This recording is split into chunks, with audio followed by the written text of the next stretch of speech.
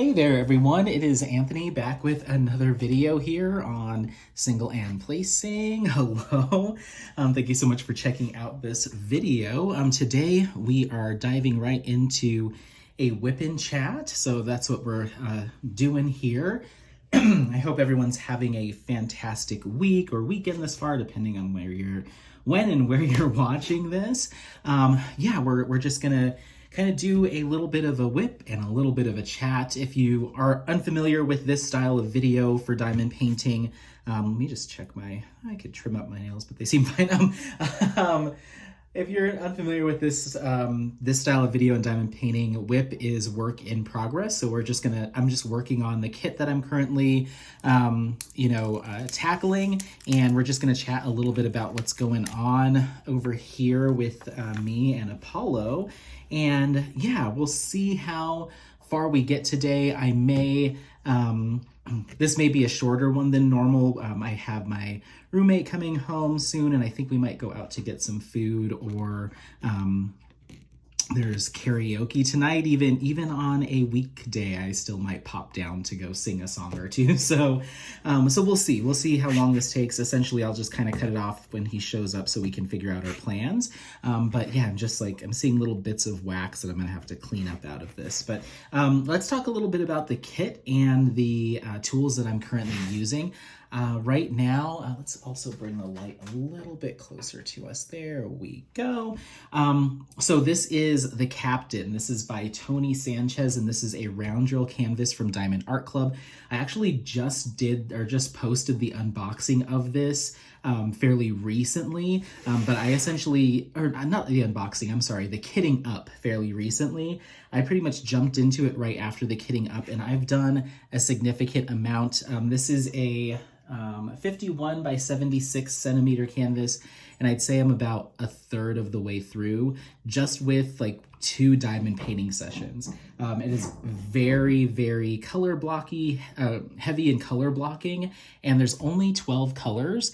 Some of them are pretty minimal, so I'd say it's closer to like 9 colors with just some highlights of some other colors. You can't see it in frame, but there's a little piece right here that's got some like kind of a periwinkle bluish kind of color, but it's very sporadic. So yeah, 2 ABs, and let's go ahead and get into it. As far as tools that I'm using a combination of trays. I've got my submarine as well as my shrimp boats that I'm using. These are both from Nyx's Notions. So I've got those two. And then I'm also using interchangeably, just depending on how many colors I have out at a given time.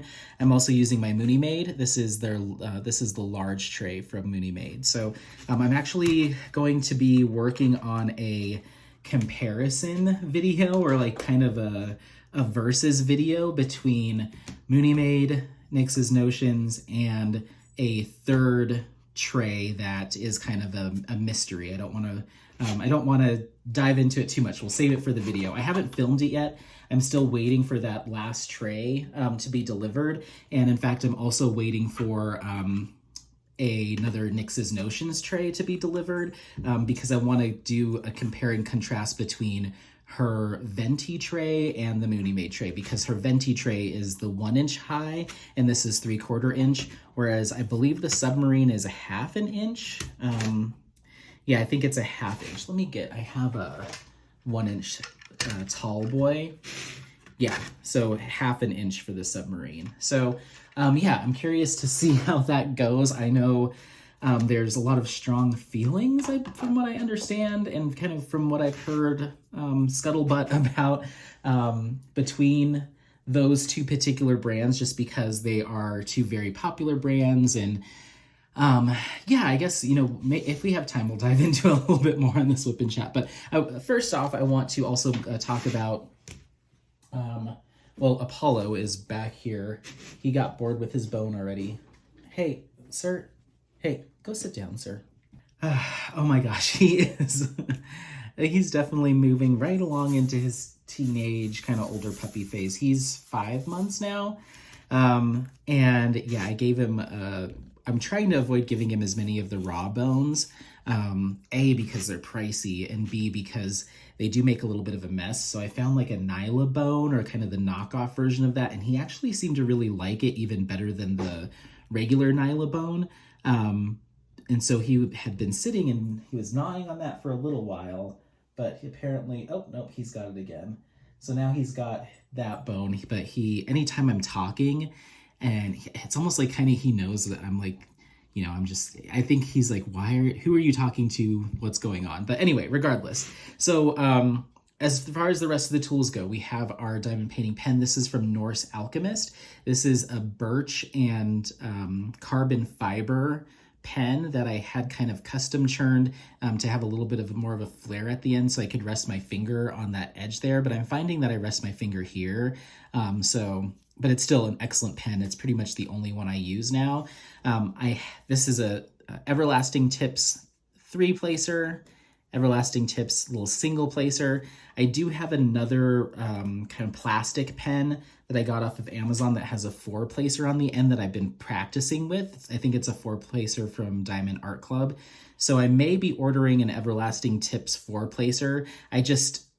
Multi-placing's fairly new, or not fairly new to me, but I'm inexperienced with it.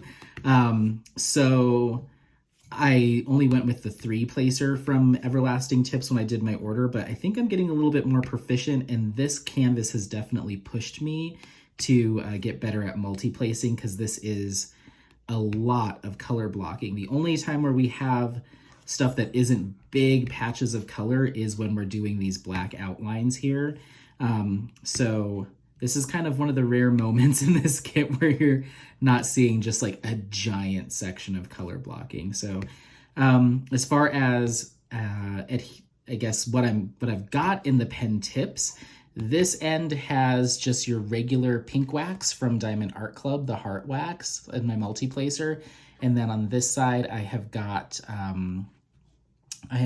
glue dots, and I've got 3 micro dots jammed in that pen tip. So that's kind of what we're working with from a tools standpoint. I've got my trays, I've got my pen. I'm not using any cover minders. I typically don't use cover minders because I use this silicone release paper on my entire canvas. And then I believe this washi tape that I'm currently using around my borders here, you can see it here, it's this gray washi tape.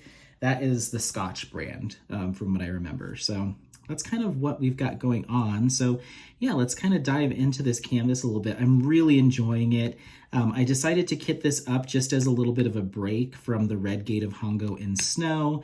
That is my second Summer with the Masters kit that I've been working on as part of that event. And while I do enjoy it overall, I'm starting to hit some really heavy areas of confetti, as well as I'm continuing to, I guess, have an internal struggle about the amount of ABs that are on that kit. So I won't go into it too much because I feel like I bring it up every video when I mention that kit, but I just needed to change it up. I also had some fails with some Paint with Diamonds kits that just ended up not working out and I had to toss. So I just wanted something easy, something heavy with color blocking, that I could really make some progress and feel like it was really moving forward quickly. And this was kind of the perfect project. It's the second round kit that I've ever done. So this is kind of my first foray into like a round kit from like a more reputable company. So that's also something new to me, and I'm really liking it. This Diamond Art Club round drill quality is definitely a lot better than the Amazon kit I used initially, or that I worked on initially. Very minimal, if any, trash. The drills are super sparkly, especially those ABs. It's just a real pleasure to work on. So this was kind of the perfect kit and just what I needed kind of towards that like 3/4 mark of Summer with the Masters. Okay. I feel so bad, and I apologize for people that watch my whippin' chats, especially since I've gotten Apollo and especially since he's become a little bit more ornery. But if I'm sitting here talking, he kind of wants to be all up in my business unless I'm giving him like one of those raw bones that really holds his attention. Otherwise, he'll sniff around my legs, knock over the ring light, he'll jump up on my hand that I'm using to diamond paint, or jump up on my arm. So he just did that. So we took a break. I've kind of told myself, like, if stuff like that happens, rather than like getting frustrated and kind of like trying to like push through and fight him for it, because then I don't want to come off as sounding flustered on my videos. We stopped, we went outside, we played for a little bit. I walked around the yard and did a little dog poop cleanup while he had his zoomies. I watered the garden, played with him a little bit more. We came inside, played a little bit more tug of war, and so he's panting and he flopped down on the ground and now he's got his bone again. But once again, who knows how long that will last. So eventually we'll get into a routine. I don't mind giving him the raw bones, to be honest. They're just, I usually only let him use them like twice before I throw them out, because they can get a little bit nasty. And they're pricey. They're coming up on like $20 for 6 of them. So to get 2 chewing sessions of about an hour each out of each bone, and there's only 6 bones in the pack, you're looking at a fairly decent price per, it's basically like paying for a cup of coffee every time I give him one of those bones to chew on. So I'm trying to keep it at a minimum and find some alternate options for him, but nothing really holds his attention like those do, which I understand. So, oh, now I'm knocking over the light. So, yeah, but back to this kit. Just gonna adjust here real quick. There we go. So yeah, back to this kit. Just wanted something easy peasy, not too difficult to work on from a difficulty standpoint, and just something I knew that I could work through quickly and just get that sense of like accomplishment and progress, because that's been a little bit lacking in the past few kits that I've done.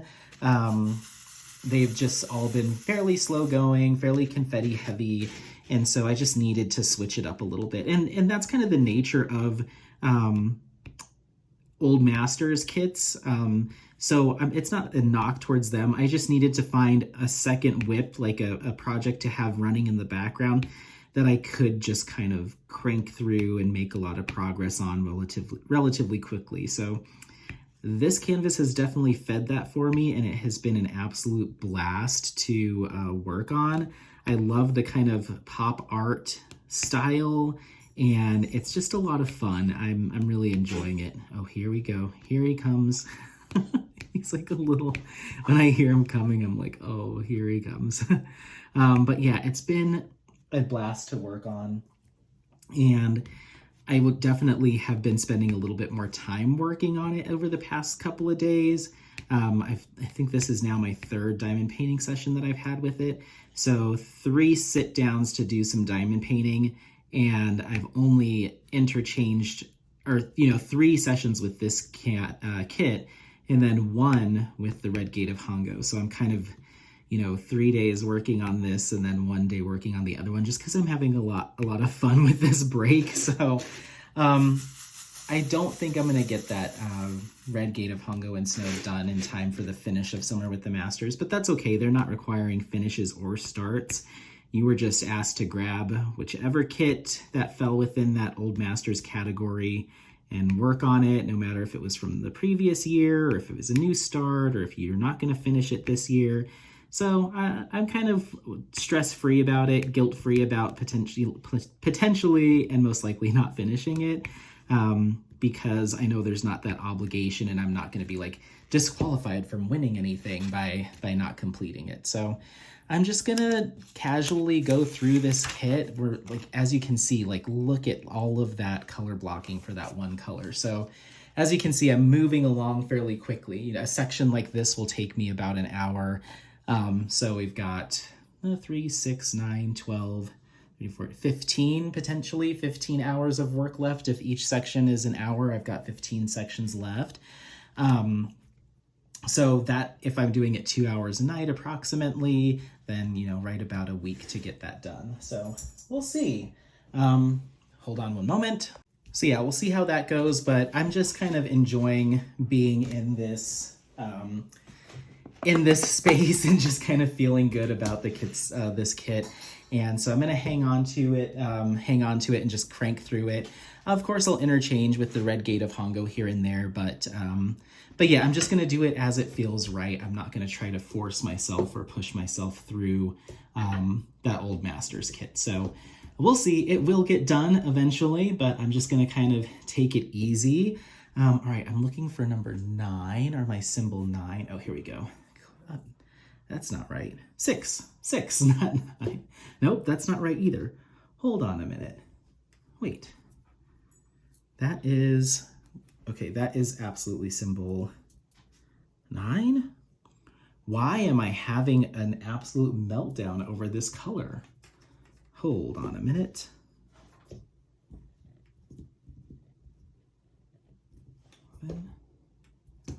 Hmm. 5? No. That can't be right. Oh my gosh. Oh my gosh. I'm like, okay, so clearly this is why I needed a kit like this right now, because I'm so scattered just with like the stuff going on with just trying to care for a puppy that's in his like teenage rebellious crazy phase. He's currently nibbling at the canvas. The symbol on the canvas is 9, but the serial or the series number or the number in on the sheet is 5. So I was staring at this and it says 9, and I'm like, that's not right. This says 5. And I was like, did I mismark this entire canvas or mismark all my drills? Then like for a second there, I'm like, oh my gosh, I've been placing all the wrong drills. I'm like, no, you just are looking at the 5 here and not. Oh my gosh. So that's just kind of how my life's been recently. Work's been also a little bit stressful and kind of crazy and hectic. So finding time to like sit down and film has also been, I've been, kind of like, I guess a little pressed for time there as well. So, but yeah, like the way that this has been working out, and maybe the reason why I've been liking this kit so much is I really can just kind of turn everything off and kind of zone out a little bit when I'm working on it. But apparently as soon as you get a camera involved, that goes out the window too. So that's just kind of where I've been recently. Oh, he finally just sat down, and hopefully we get that for a little bit. So yeah, it's just, I feel like I just need to kind of take a breath, and like just enjoy this canvas. Maybe not even worry about filming or doing like content while I'm working on it, or just for the next little bit, just to kind of hit the reset button. We have some camping trips planned over the next couple of weeks as well, so I think that's going to spread me pretty thin too from a filming standpoint, because I'm going to be up in the mountains. And what I was thinking I might do, if I have if I remember to do it and I have all my chargers and everything all ready to rock and roll, is I might do like a hike and chat. I mentioned it in the comments of one of my last videos, and I think I've mentioned it before as something I was toying with, but just kind of like the trail is my work in progress. So just talking a little bit about the trail that I'm currently hiking, what part of Colorado it's at, what it's in, what it's rated as, some of the features, if it's supposed to have like a lake or waterfalls or like that type of thing, and maybe just do a life update while I'm hiking. I've done it before on my skincare channel that I had, where I've done like a hike with me, and then I would stop and take pictures of the skincare products. So I've done it before, and I have a gimbal to keep everything nice and level so I'm not shaking, but I've never done it with a dog in hand as well, like on a leash. So I don't know if I can juggle a camera on a gimbal in one hand while I'm trying to give you all a life update while having Apollo pulling to like go sniff every little thing. So I might have to find, maybe I will put him on my waist, but I just don't want it to turn into a big like tangled mess of leash and me dropping the gimbal in my phone or me getting frustrated. So we'll see. I'm probably going to do like a test filming of something like that, and see how it goes. And if it goes well, then I'll record kind of like a more full form version of it. But I like to do that. That way I can still create content, and then when I get back from camping or get back from hiking and I'm all tired and we're just, you know, hanging out and recouping, then I can let that video upload and I can post it, and I don't have to think, okay, well, now that you're trying to get your laundry done and rest and relax after a long weekend, now you've got to sit down and like film, you know? So yeah, we'll see. We'll see how it goes. Oh my gosh, this dog, he is...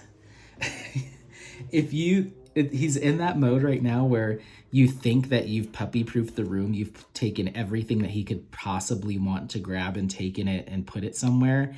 He somehow finds a way to like make something else into a toy. Like I had my pair of socks sitting down over here on a shelf, but it was still within his reach next to my workout shoes, because I changed out of those. And so I moved them to a higher shelf, and he was able to crane his neck just enough, and I just see his little head pop up just to snag one. So I just grabbed that from him. But I also am like, enough about the dog, you know, but it's something that it's kind of the main thing that's going on in my life right now. It's my very first pet, and just caring for him, he was like a very calm and like mild-mannered puppy, and he still is, like, comparatively, but he's definitely in that rebellious phase of like, I wonder what I can get away with, and just testing dominance and stuff. And it's quite physically and mentally taxing. So I do apologize if that's coming up through the video, but overall, I'm still very positive. I'm enjoying and learning as we go. And, you know, I love him to death. So I just, every time something happens like that, I'm just like, like, is this what it's like, you know, to like be frustrated with something, but at the same time, it's like, I can't get too mad at you, you know? So I don't know. It's interesting. And overall, compared to like other, you know, horror stories I've heard of huskies at this age, or just puppies at this age, he's relatively mild. The worst thing that's happened was yesterday. I crate him when I go to work. So he goes in the crate at about 8 a.m. And then depending on the day, either my roommate will come home from like morning meetings and pick him up and take him to the office. So he'll be in there from about 8 a.m. to 11. So about 3 hours in the crate, and then he's at the office, which is kind of an open air, like shared space office, but they allow dogs. So he just runs around all day with like the 6 other dogs that are in that office, and it's like 2 floors. It's got like an open atrium and then like 2 floors of offices all around. So they literally just run and play around there all freaking day. So he's always really tuckered out when he comes back from that. But if he's not going to the office that day and has to spend the whole day in the crate, like today, then my other roommate who lives downstairs, he works from home. So he'll come up and let Apollo out to go potty and kind of play with him for a few minutes. But it's no longer than like 15 minutes because he's got to get back to work. And then Apollo's back in the crate till I get home. So he does spend the majority of the entire day on those days in the crate. So you're talking 8.5 hours in there, with that little 10, 15, 20 minute break in between. So he's really a trooper for being 5 months old, for sure.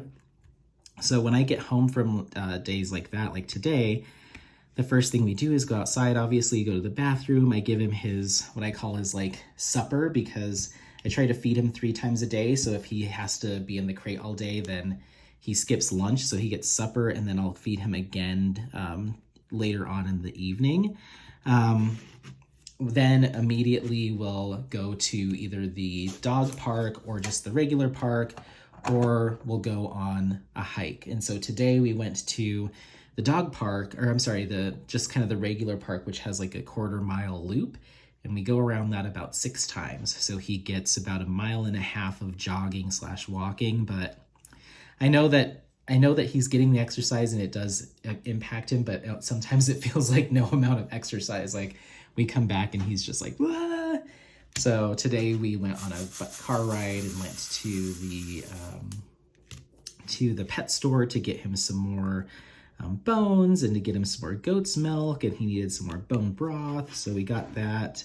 But once again, it's just at his age and at this stage, like nothing is enough. You know, we could go for a 20-mile walk and he'd be terrorizing the house. So as he's just like, so he's like, pay attention to me, come on, what are you doing, shut up, let's go. He's just staring at me right now like I'm about to knock all of those diamonds off the table. So anyway, that's kind of been something that I'm dealing with as far as like filming, and just like the summer being more active, and I'm just still trying to incorporate how do I make content and stay active and engage with the community while still fulfilling the summer obligations, you know, so to speak.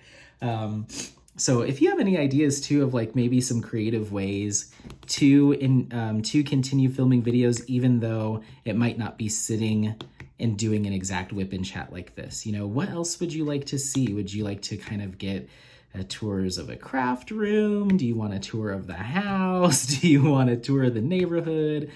Do you like the idea of me just setting up a little kind of GoPro style thing as I hike and just kind of doing a life update once a week from a trail, or sprinkling that in with the regular content, because I still intend on doing normal whip and chats and unboxings and stuff. I just don't know if I can make them quite as regular. We'll see. I'm also someone that tries to set, like, you know, if I've made that commitment to do something as, you know, a certain amount of time per month or what have you, and I really do try to stick to it. I'm not trying to like get out of quote unquote, you know, filming. I think this is such an awesome way to connect with the diamond painting community, and I've always loved creating content around hobbies. I did it with my love of skincare for almost 4 years before I switched over to diamond painting. So it's just kind of become second nature to me that content creation kind of comes with finding a new hobby for me. The only thing that I haven't really done that with I got into rock climbing for a few years, and I still will do it occasionally, but I never created any content around that.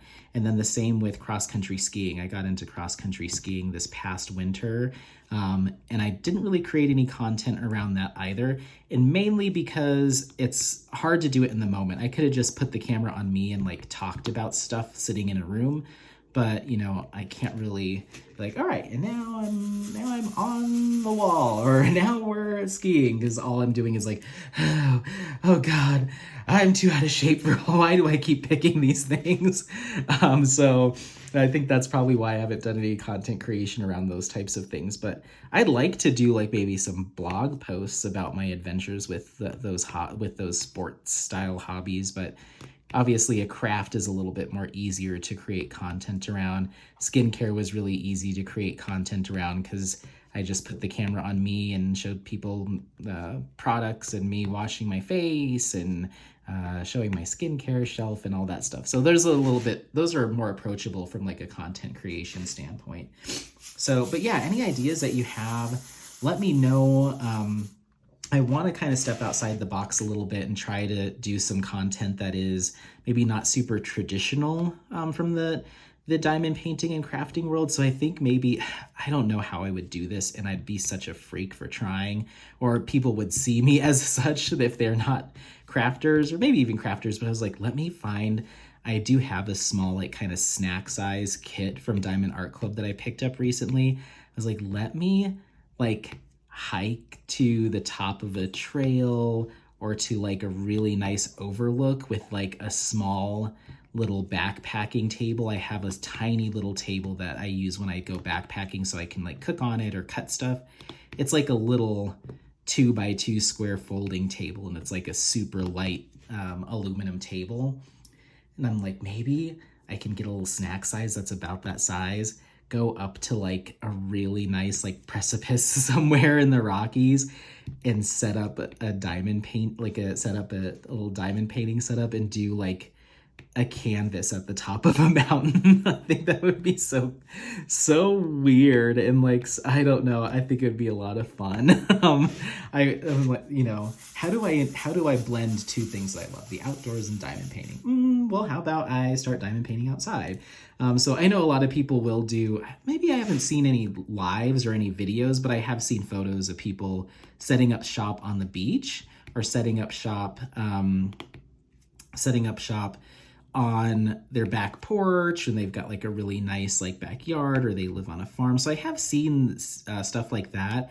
I don't know if I've seen a full-on like diamond painting like whip and chat of someone just like on the beach doing it. That'd be really cool. So I was like, maybe I could do that, like go on a relatively rigorous hike and be like really remote, and then film a whip and chat from there. I don't know. I think it'd be kind of cool. So let me know what you think. Other stuff that's been going on since I've got you. We won't go too much longer. This will probably be a short video, but oh my gosh. So 2 nights ago, I woke up in the middle of the night, right around like 1:30, 2 o'clock in the morning, and there was just what I thought it was ambulance, police cars at the end of the block. And I live in an area called Lakewood, Colorado, and it's kind of a blend of like a nice area and what you might consider a not so nice area, depending on what that's all a scale and spectrum, that's all perspective. But for me, it's kind of on the cusp. There's a main thoroughfare that goes through all of Denver called Colfax, and some areas are nicer than others, but most areas are not so nice comparatively to the rest of Denver. Definitely not the worst. There's worse neighborhoods, absolutely. And I guess worse. There's just different vibes. Let's just say that, different vibes. So Colfax is kind of known for having like a particular vibe, and it's not always regarded in the most positive light. So that street, Colfax, is literally like 2 blocks south of where I am. But I'm in this weird gray area because you go 2 blocks from Colfax is my little neighborhood here. And then 2 blocks further north, going away from Colfax, it turns into a little area called Applewood. And that is much more like 70s suburbs, a lot more affluent. You have an older community there. It's a lot more established, big trees, those very cute bungalows, and it's just an area that's kind of more highly regarded, a little bit more high end, at least in this part of town. So we're in this weird gray area. We're kind of in this like no man's land where I will have people that are struggling with housing kind of set up shop in the alley behind our house. But then you go a couple streets down, and there's these really nice houses, and they've got like decent sized plots of property, and it's kind of hilly. So you have people that have little small family farms, as in like 3 or 4 goats and some chickens and stuff, or you'll have more modern houses at the top of these hills. So it's like it's just this weird kind of gray area. We're like in the in-between zone. So I never know what to expect around here.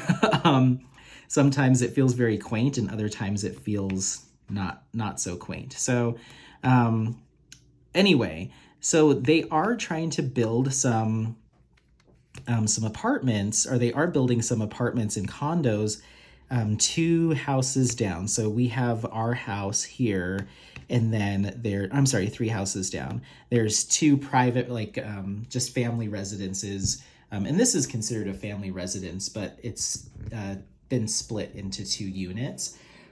So family residences next door, and the next door to us, and then you have the end of the block. And then across that street, so just like not a major thoroughfare, just like a little neighborhood street, really small, 2-lane. I guess maybe not even 2-lane if people are parking on either side, but just kind of your neighborhood street. They tore down private residence and are building this 4-unit kind of like tri-level townhome monstrosity kind of thing at the end of the block. And it seems like that's really what they're starting to do in this area, is buy people out of their private residences and then pack as many of these kind of like row house style townhomes into this, like these pretty small lots. Like they don't really even have space for parking. It's all street parking. So it's just the entire lot is just house. So they just put up 4 walls following the property line as far out as they can, and they just go as high as they can to get as many units in there as possible. So it's kind of a bummer because it starts to that particular set of townhouses started to block out our view of the mountains and the foothills. So I was kind of bummed because we're kind of up on a hill a little bit. So we do get a really nice view, especially since we're on the 2nd floor of this house, of the mountains and foothills, and that the roof line of what they're building definitely starts to impede that on one side. So that was kind of a bummer. So anyway, so they're kind of trying to bring in a different crowd. I'll just say that, bring in a different crowd here, and start converting these private residences into like multi family or multi-unit properties. And to be honest, the homeowner, which is my friend Spencer, he lives downstairs with his roommate. That's kind of what he's banking on, but he's not trying to sell this property to a developer for them to do it.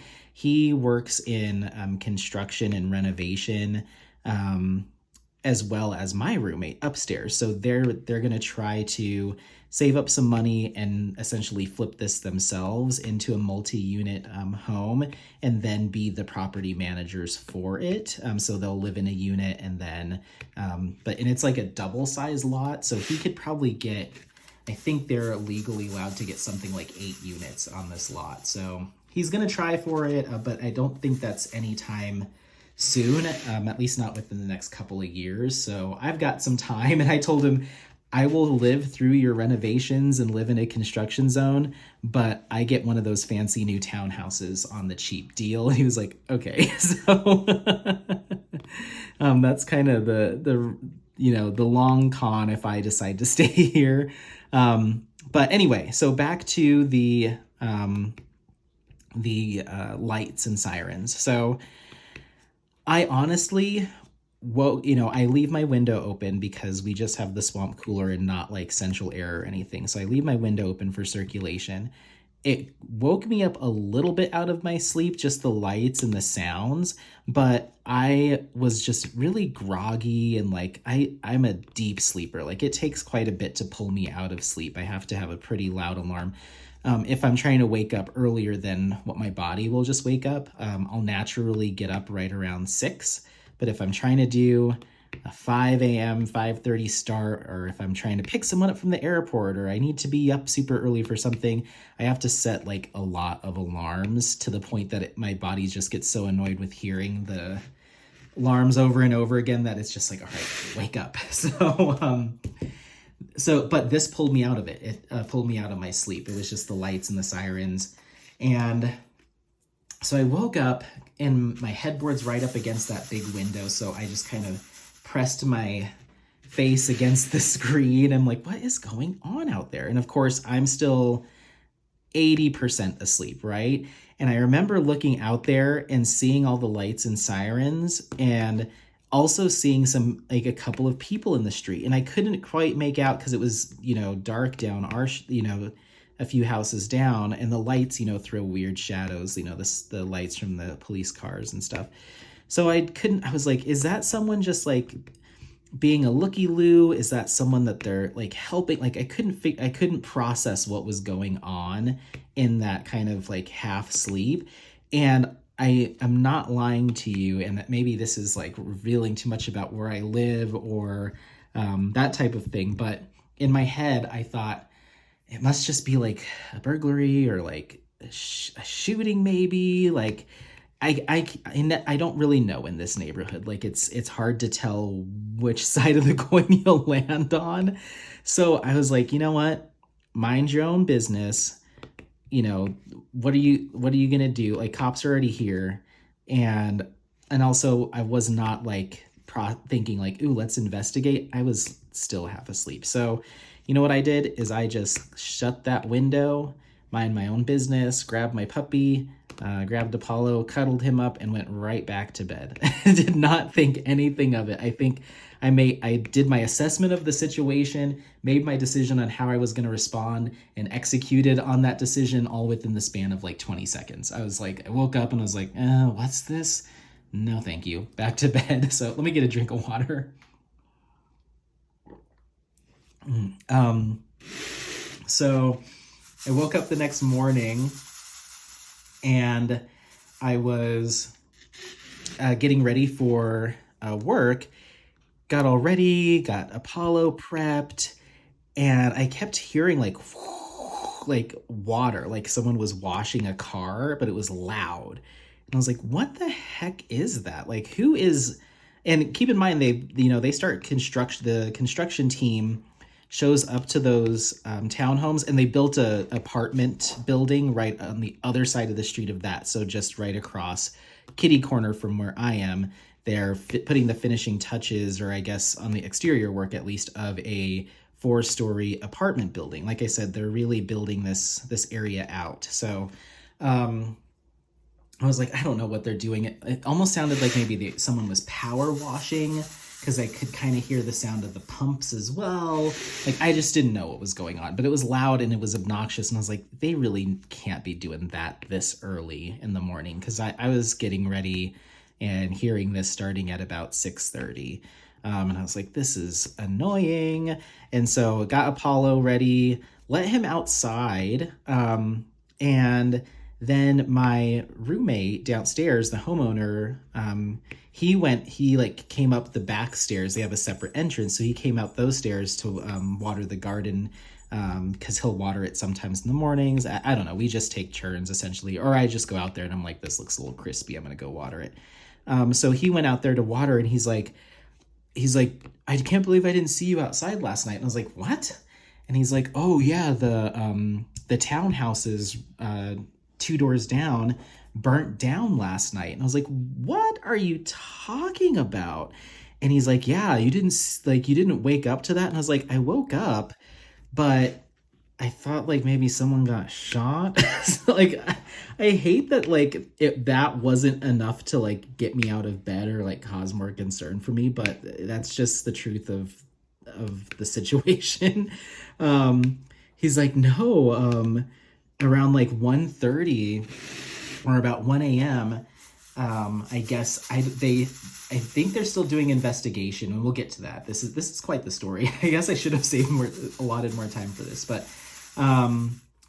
yeah, he was like, yeah, it just like went up, and it's this 3-story. I think there's either 4 or 6 row house townhouses, and they were just putting the trusses, like the trusses for the roof on the top, so it was almost like fully framed out. They were putting siding up on the first floors, getting some of the like interior walls built and all that stuff. Like, they were moving and grooving really quickly on this. He's like, yeah, it just went up. And he's like, I didn't notice anything until I heard all of the sirens pulling up to the property. And that's when he said it kind of woke him up. And then he like took a peek out their living room window faces that direction. And he's like, it was just like this glowing yellow, like just like bright yellow glow coming from between the trees. And then he said he went outside and the flames were like shooting up over the trees. And he said it almost looked like the trees in our neighbor's house were on fire, because they were just like licking up the sides of the trees. And so I guess the whole damn neighborhood came outside. Meanwhile, I didn't hear a single siren. I didn't wake up until the lights. The lights are kind of what woke me up. And like I said, I was so groggy, I didn't hear like commotion necessarily. I don't know. Maybe I saw like the glow of it, but I just wasn't registering that as not being just the lights of the police vehicles. And my window faces like 90 degrees in the other direction. So I would have to have really pressed my face against that screen and craned my neck to get a full view of what was going on over there. I just saw the police and I guess fire vehicles. I thought they were ambulance. So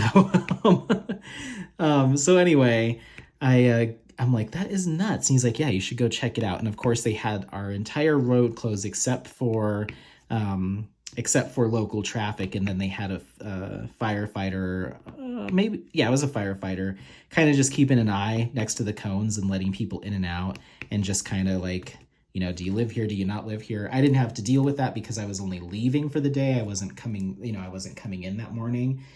So I grabbed Apollo and we went on our little morning stroll before I go to work, and I walked. They were letting people walk over there. You just couldn't drive because of all of the emergency vehicles out in the streets. And they were still, the two firefighters were still soaking down. So like there's the 4 or 6 units, the entire center of it was just a crater, just at like completely burnt to the ground. And then on either side of it was like the remnants of what's left of the other units. I took a picture. If I can remember to insert it, actually, I'm going to stop the video so that creates a split. That way I do not forget, because otherwise I'll listen right past this in editing. So let me stop you real quick. I'm going to insert here the photo of the units. Pause. Okay, that was just a little future Anthony reminder to throw that photo in there. So yeah, the center is just kind of like burnt to a crisp, and then you still have the units on the other side remaining, but I don't know what they're going to do. I don't know if they're going to have to demolish that entire thing. They had, from what it looks like, installed some kind of fire barrier on the lower floors during the initial construction. There was this weird kind of foamy piece, like it almost looks like sheetrock, but it's like thicker and denser, and it's got like a blue color to it. That looked like it was just like, I'm sure it's in there more securely, but it's like when they were building, I was like, what is that thing wedged between all the units? And I think it's like essentially to keep the fire spreading from one unit to the next. And it looks like it might have done its job, at least on those end units. So I don't know if they're going to be able to salvage that. So that was yesterday morning. They were out there still spraying it. By the time I got back from work last night, there wasn't anybody over there except for what looks like maybe investigators. I'm not sure if it was electrical related. I don't know if someone that is struggling with housing was trying to live or take shelter in those units. It's not uncommon for that to be the case in Denver area construction sites. So I think there was some investigators out there. It was just somebody in plain clothes taking a lot of pictures, and he almost looked like a construction worker, but he had more of an intent. And I think he might have had like either an iPad or something with him. So then last night, we are laying in bed. It's probably, it's like 9:30, maybe a little bit later. And I start smelling like that campfire, like fire that's recently been put out, that kind of sooty smoke, you know, that campfire kind of smoke. And I was like, what the heck? Apparently, I don't think they dug out a basement for this. Maybe they did. I don't remember. I think they did. Yes, they did. I don't know if there was just stuff still smoldering, because they were dumping water on that thing all night and even that next morning. I don't know if things were still smoldering, but it sounds to me, and this is just scuttlebutt from the neighbor, that the fire department did put in some fire detection system in there, just in case things did pick back up. And I don't know if that's common practice, just when it recently put out fire, to make sure it really is out.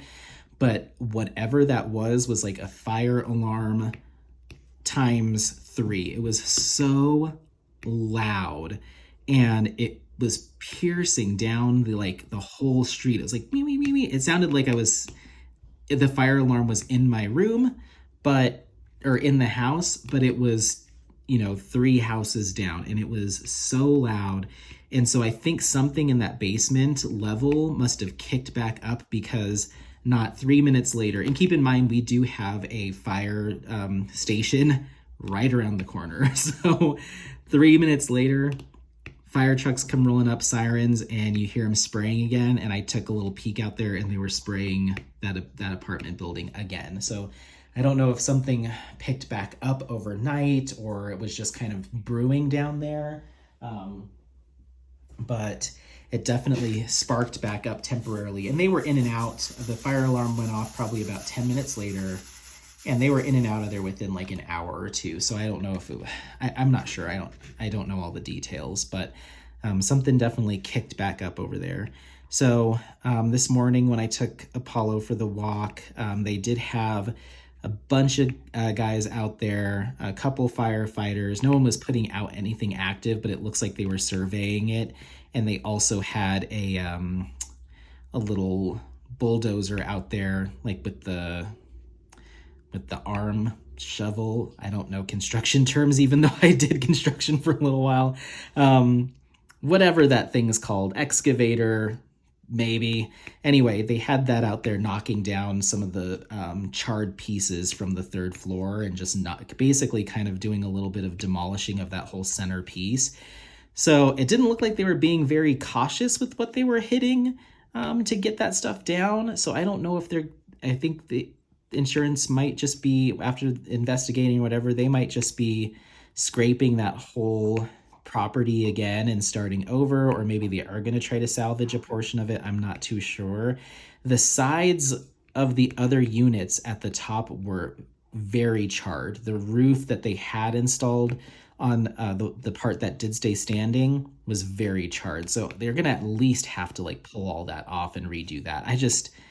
I don't know what the regulations are. Like, at what point would insurance just call it a total loss, and they just demo the whole complex and start over? But it was pretty crazy. I've never seen, I mean, granted, I did not see the fire firsthand because I was a little sleepy panda, but I've never been that close to kind of the aftermath and walking, like literally, like I'm walking right in front of this building and watching the firefighter spray water on it, and just hearing the like sizzle of it as it like, and all the steam and stuff coming out. It was kind of nuts. So yeah, I guess, let me know if you've ever experienced something similar, or if you are familiar with like what would happen in that situation, what they're going to do. Because I am curious to see like, how does the property owner or whichever management company or whoever was building that, like, how do you recover from that? I'm assuming there's like construction insurance, but how do you recover from a situation like that to keep going? Or like, is there a risk of just being at a total loss there? And like, especially if it ends up being like no fault of like the construction workers. Because like I said, it's not uncommon for people that are struggling with housing in the Denver area to find these construction projects, because everything's getting turned into like townhomes and condos out here, so they can charge a ridiculous amount of rent. But it's not uncommon for you to see people at night milling about in those areas if they can get in, or just seeing a lot of like remnants. Like if you walk past a construction site, aside from like construction workers leaving their stuff from lunch, and that's one thing, but seeing like blankets and shopping carts like on the other side of the fence, they found, someone has found a way, and I don't mean to say they, but someone has found a way into those properties and kind of makes a home for the night or a couple nights, if it's on the weekend or a holiday when they know no one's going to be working on it. So it's not uncommon, but unfortunately it can lead to someone doing something that is not very safe in those spaces, or not necessarily the smartest idea, and then you have an entire wash of a property, which is a real bummer for not only the construction workers who work so hard getting it to that space, but also maybe the people that had already pre-leased or had signed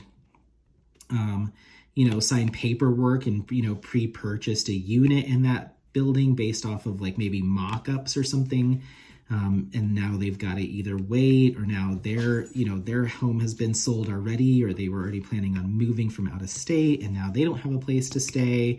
So it can just be a trickle down effect that impacts so many people on a bunch of different levels, both, financially and just kind of like your living situation. So anyway, but that's kind of what's been going on with me. I did not expect to chat this long, but I'm glad that I did get the time to do it. I'm going to let you go. That way I can see where my roommate's at, see if he wants to still go get food, what our situation is. And I'll probably take Apollo for another short walk here. He's been okay. He's going to get a C plus for his efforts today. He's definitely done better than he has done in previous videos. He's currently like pacing, and then he goes and grabs his Kong. And he's like, all right, I guess I'm doing this for a little bit. But thank you all so much for watching.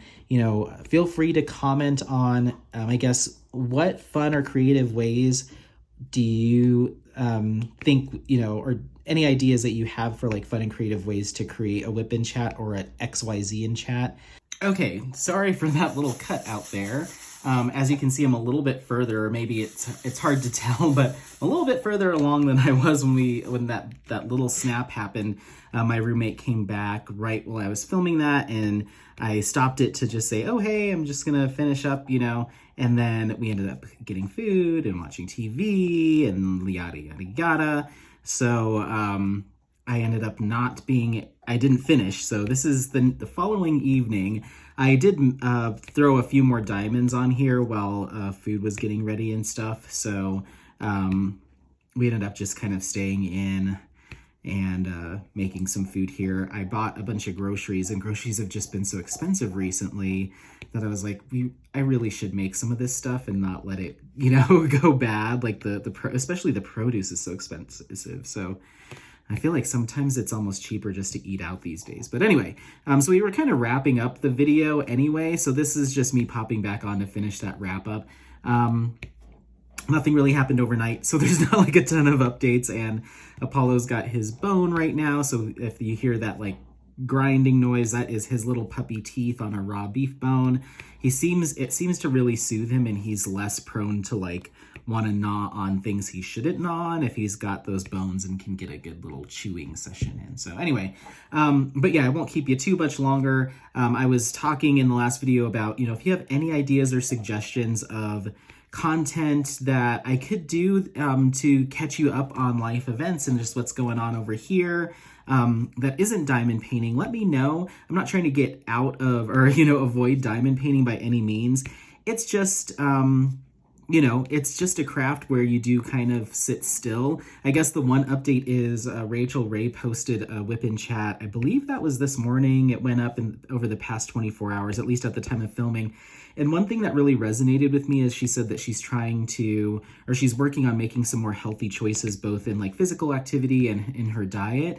And she called out that, diamond painting and doing videos and all that stuff is a pretty sedentary craft or hobby. And I totally agree. I feel like sometimes, I'm sitting here on the weekend for a few hours doing diamond painting, and I'm like, oh, I should at least get up and go for a walk. And I'm pretty good about doing that, but I'd love to find a way to still engage with the, the people that have subscribed and the people that, check out these videos. That'll still allow me to get some of that other stuff done too. Some of the other things I love, like being outdoors. So maybe the one commitment I will make is I'll do a hike this weekend. I have a walk planned with a good friend and previous coworker on Sunday. And then I have a lunch planned with a good friend and previous coworker, two different people, but I tend to make friends at work, and then I hang on to them even if I'm not at that job anymore. So 2 different days, 2 different coworkers / friends. And so that one's on Saturday and one's on Sunday. So I'll try to figure out a way, maybe I can squeeze in an early morning hike on Saturday or an afternoon evening hike after I do the walk, because I'm not sure if my friend's going to want me to be doing a catch-up video while she's walking with me. That'd be kind of awkward. So yeah, I'll figure out a way to do that, and I want to try it. I'm going to try it, and let me know your thoughts on it. And then, you know, obviously I'll ask for some feedback once it actually gets edited and posted. But I want to incorporate some other things that allow me to, or, you know, some of my other hobbies and passions while still being able to engage with everyone, because this community has just been so awesome and welcoming. So, yeah, let me know any other ideas that you might have, any comments or questions on this particular kit. This is the Captain by Tony Sanchez from Diamond Art Club. I'd like to get this worked up quickly because I want to get started on some kits that are going to be Christmas gifts, and I have quite a few. So I think right now I have 4 kits that are Christmas presents. So I kind of need to get started on those and make those priorities. I may even kit up all of them and have them all going and just do like a rotation. I don't know what the best approach. Well, we'll figure that out as I start kitting them up. But I'm trying to game plan, like, I need 4 or 5 kits done by the end of December. How do I keep, you know, I want to make sure that I'm making progress on all of them. How do you manage that? So anyway, thank you so much for watching again. As always, happy placing. If I didn't say it previously, don't forget to like, subscribe, share this content with those that you think might take some value out of it. And yeah, hope everyone has an amazing rest of your week, and we'll talk next time. Bye. Bye.